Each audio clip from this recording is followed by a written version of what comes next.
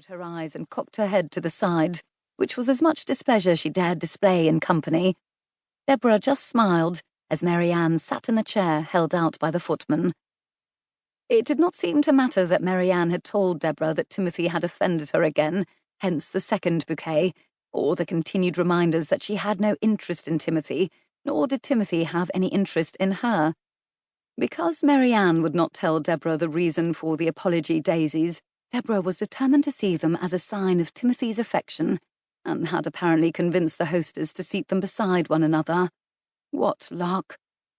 Mary Ann let the footman push her chair under the table and made small talk with the older man on her left for a few minutes, until his attention was captured by the woman on his other side, who could have used at least 2 more inches on the neckline of her dress.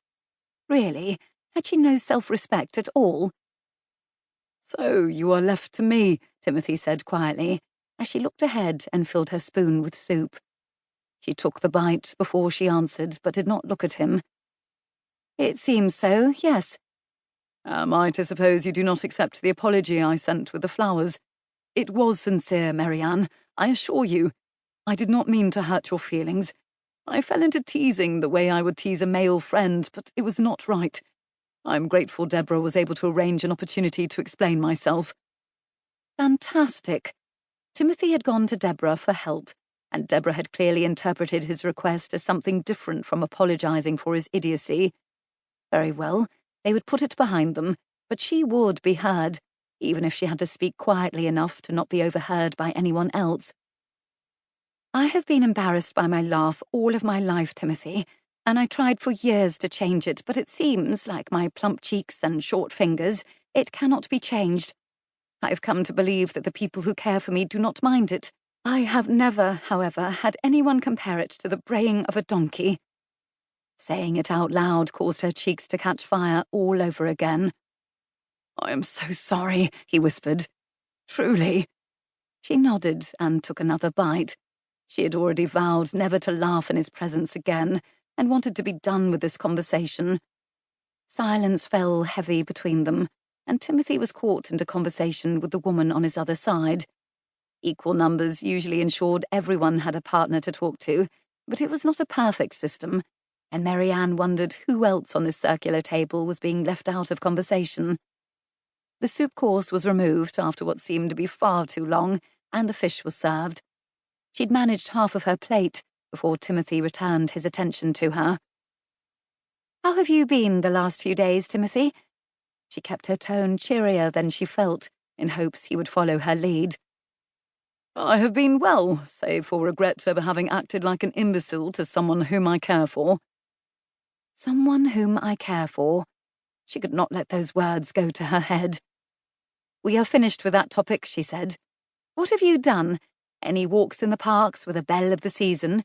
Trips to Tattersall's with the other bucks?" He obliged her and talked about riding with his cousin Harry through Hyde Park, and attending a card party where he spent through his £5 before even the first hour had passed. "I can see how men get themselves in distress through cards," he said.